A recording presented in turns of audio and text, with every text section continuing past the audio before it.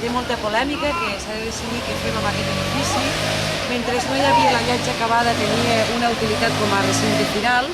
però ara ja ha quedat... L'activitat es pot traslladar a la llotja, per tant aquest edifici nosaltres creiem que de valor no en té, i en tot cas s'ha de valorar el cost d'enderrocar-lo, quina utilitat se li podria donar si no s'enderroca i en quin estat està, i després que, com veiem, al ser un pavelló de vidre, el manteniment i la neteja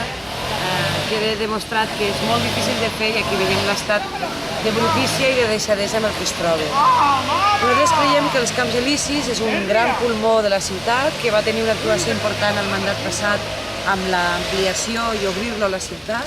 però que s'ha quedat coix en altres aspectes de manteniment, com comentava el Francesc, amb els arbres, amb la font que podria funcionar i no funciona,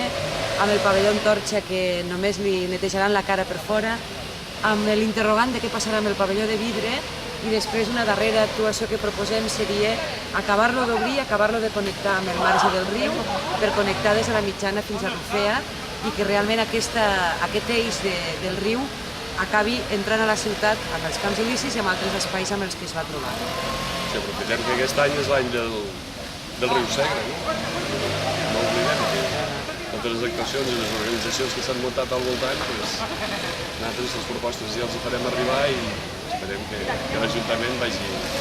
vagi decidint i posant-se al dia en tot el que falta.